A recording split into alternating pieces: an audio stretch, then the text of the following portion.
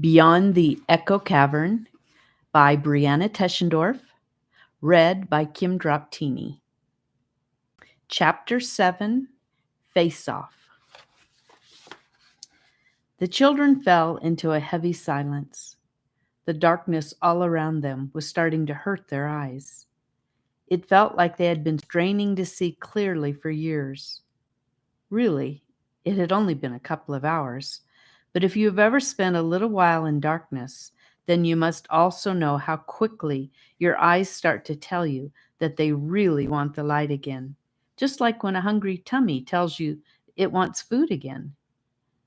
None of the three had any idea what they ought to do. In the last few hours, they had gone through so many emotions: fear, surprise, shock, anger, and happiness that they barely knew what they felt anymore, except they knew they felt confused and hungry. I just feel like I want to sit down for a while, Annika said, almost in a moan, and she sank to the ground.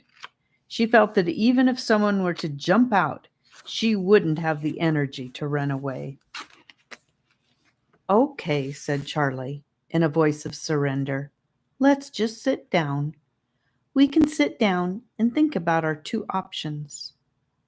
Gabe had already sat down when Annika did, and he asked simply, Can I put my head on your lap, Buspani? As he did it. She put her hand on his shoulder to confirm that it was all right. I think I will lie back too, she said after a few minutes. Charlie did the same, without comment. And in a few minutes, all three children were sleeping the deep sleep of weary wanderers.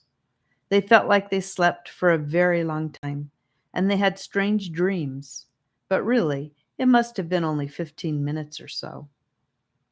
Charlie woke up first, but he didn't move or say anything. He was a person who needed a few minutes to adjust to being awake, so he lay there quietly, still considering what they should do to get out of that cave. He was just about to ask if the others were awake and tell them that he was convinced they should get into the stream and swim their way out when he felt something on his leg that made him freeze.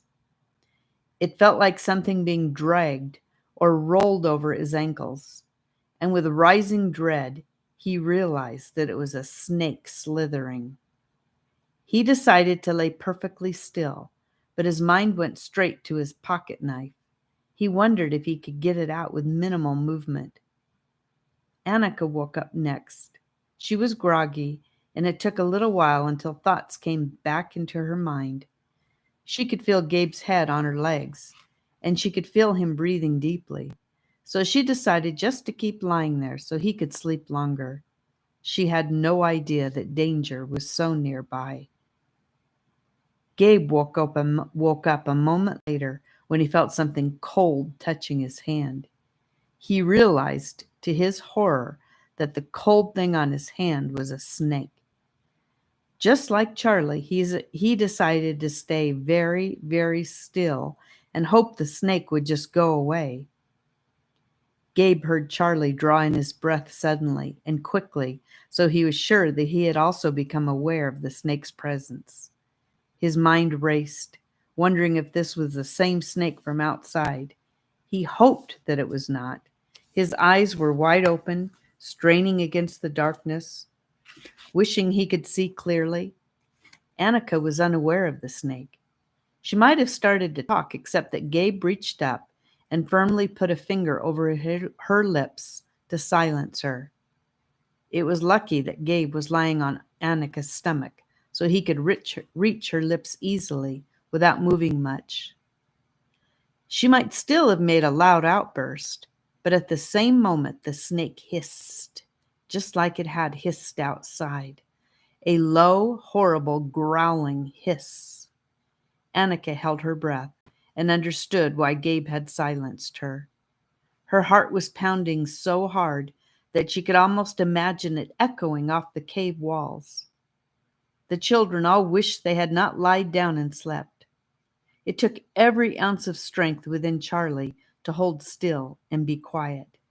but he knew he would rather play dead than face the snake. He, too, was wondering if it was the same snake or a different one. Then the snake spoke again. "What will we do with them? What will we do?" The snake's voice was horrible, but even worse, the snake was talking to someone else. With sickening dread, it dawned on the children that there were two snakes. For the first time, Charlie doubted his pocket knife. "Why did you bring them here?" asked a second voice, confirming the children's awful fears. It was a voice that could be deemed both authoritative and downright evil. Even worse, it was right above Annika's head. The children were immediately convinced that the first voice belonged to the snake they had seen in the woods, and the second voice belonged to someone or something even worse. Just then, each child was grateful for the darkness. None of them wanted to see who the second voice belonged to. "I didn't know that they would be able to see me. I didn't know that the cave would be open," Growl hissed the first snake voice in an almost threatening way. "I tried to stop them. I told them death was certain if they entered the cave. I did not think they would try it. Disgusting children." This last part was spit from her snake mouth with venomous sounding anger. As the snake spoke, it continued to slither over Charlie's legs. The second voice spoke above Annika again. "Well, you promised them death. Death they shall get. It is a good thing they are sleeping, sister," breathed the snake, "or they might scream and then they might get them," it concluded. All three children thought the same thing at the same time. They? Who were they? There might be more enemies in the cave was very alarming. By this time, the snake was so close that Annika could feel her breath on her cheek. Annika couldn't move. She could barely breathe. She waited to feel teeth clamping onto her neck. Then suddenly she felt the creature jerk away from her. "We cannot kill these children," she moaned in an ear-splitting tone. "I smell royal blood on two of them. You fool! You fool! How could you lead them here? He must want them here for some reason." "Stop, sister," hissed the first snake. "This one is different. There is no royal blood in him. He may be chosen, but he is not royal." Charlie knew at once that he was the one the snake was speaking of, because Gabe and Annika were brother and sister. He was surprised that the snake called them royal, but he had more important things to worry about at that moment, like surviving. His fingers quivered. Again, something inside of him seemed to whisper, "Be bold, Charlie. Be brave." He knew that he would fight to the death. How could this be happening, he wondered. It was all so crazy. Well then, I am hungry. Let's finish him before he wakes up," sighed the second creature in a tone of sickening satisfaction. Annika was in the worst position of all, with the more horrible sounding of the two things slithering over her face. The first snake was still touching Gabe's hand. It was ice cold like metal, and its scales felt hard and hazardous. The other was now on his shoulder. There wasn't a second's hesitation within either of the siblings about saving Charlie. They both knew they would do anything to stop him from being eaten. Annika then remembered that she had the flashlight still in her hand. She also thought that she could simply grab the snake slithering over her and pull it back. She had never seen a very big snake before, and she didn't pay very much attention on class field trips to the zoo, so that she was not aware that snakes can get very, very big and are pure muscle. She simply knew that the snakes had said they couldn't kill her and Gabe, even if she didn't understand why, and that had given her the courage she needed. In an instant, she had switched the flashlight on, which very much startled everyone. Charlie screamed, but kept his wits about him, and he was on his feet with his knife in his hand, but not opened, in an instant. Gabe turned towards his sister and gasped, "Annika, what?" Gabe would have gone for a more sneaking approach. "Grab! Grab him!" she shrieked to his fright. Both snakes had been distracted from Charlie and jerked their heads toward the light. It was a good thing that Gabe and Annika were looking at each other and not at the snakes. Otherwise, they might have lost their nerve. The second snake was indeed more awful than the first. For one thing, it was much bigger. Worse still than its size was its hands. Underneath its horrible head were 4 small green hands on short arms. They were similar to a human child's hands, but with very long, thin fingers and sharp nails. The fingers only had 1 joint instead of 2, so they were not good for picking things up, but they were good for clawing. The snakes had pulsing, ruby eyes that looked like human eyes with black pupils in the middle. The red within the eye was blazing like flames, and the black part was moving like smoke. When they thought about it later, it struck the children as odd that they hadn't noticed this about the snake outside the cave. Maybe the snake had looked different.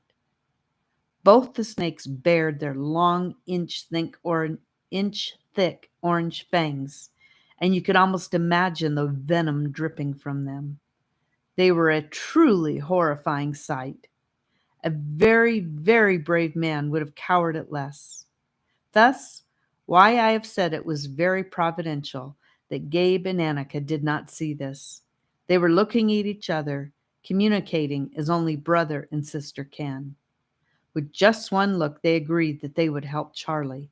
They agreed that although it was unpleasant, they were both going to try to pull those snakes away from Charlie. Now, it was the snake's turn to be startled. Gabe and Annika each grabbed 1 snake. It was easier for Gabe than for Annika, as the snake was slithering over his hand. He only had to shove the other one off his shoulder, reach over to grab with the other hand, and swing. Annika had a harder task. The snake with the claws was slithering right over her neck, so she had to wrap her arms around the snake, jump up, and throw it. Both children were shocked at how heavy and sturdy the snakes were. If the snakes had not been caught off guard, they may have found it impossible to move them. As it was, they were able to give the snakes a good jerk away from Charlie before the snakes recovered and strained against them. Charlie, in the meantime, had the presence of mind to jump back and open his knife to the biggest blade, of course. For the first time, that biggest blade on his pocket knife appeared small to him. The flashlight was laying on the ground beside Annika, lighting up the snakes' torsos and making their heads look like huge dark shadows. The snakes began to make a horrible sound that filled up the cavern they were in, echoing off the walls in sickening repetition. It took the children a few seconds to recognize the sound was laughter. A more horrible seconds followed, in which they all remained frozen, and the 2 snakes fixed their horrible eyes back on Charlie with his knife. Clawed creature spoke. "As if you weak little things could keep us from our lunch. You shouldn't have turned the light on, dear, if you didn't want to watch us devour your friend. We won't just swallow him whole in a flash, like many of your stupid earth snakes do," said the first snake in a voice that sounded like a giggle. "We will use our fangs to tear off his arms and legs. It will be a wonderful bloody mess." The snakes broke out in even louder, more horrible laughter than before. Gabe could not suppress a giant sob from rising out of him. Annika let out a low, "No!" that sounded more like a moan. Both children were so afraid of the snakes that they were paralyzed and couldn't even turn their brains on to think how to fight anymore. The snakes began to move forward towards Charlie in a sickeningly slow way. They had total confidence in themselves. "Get rocks!" Charlie commanded Gabe and Annika. "Don't just stand there. Get rocks. Hit them on their heads." His voice was in a high-pitched frenzy. He was standing his ground, poised, with knife still in hand, his eyes flashing wildly. Annika had never seen him look so strong. She had seen him being teased and bullied at school. Usually he just took it with his head hanging and would slink away. He never answered back or stood up for himself, even if he was being shoved. She was amazed at his resolve now. She thought if those snakes were facing her down, she would just go quietly to death, trying to sing a song on the inside. With all of this in her mind, Annika just stood there frozen. But Gabe was already looking around for a rock. He found one about the size of his fist, picked it up, and lunged it at the head of one of the snakes. It missed. The snake with the claws lunged towards him. "That was stupid, boy!" it shrieked as it began to crawl towards him, using its hands on the ground like feet to gain speed.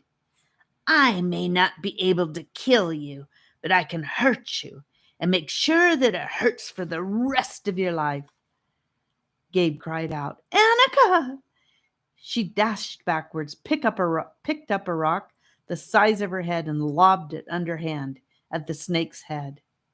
She succeeded in knocking the snake away from Gabe. It protested loudly in agony and lied there dazed and hissing. The other snake, however, did not even flinch in the direction of her fallen sister. Her eyes had been fixed on Charlie the whole time, and his eyes were fixed on her. The back of his neck stood up, and he could no longer yell or say a thing. His throat was tense, and it ached. The snake lunged toward him. "No!" Annika bawled, and raced towards the two of them, surprised to find herself willing to step between the snake and Charlie. It was exactly then that the door in the wall opened.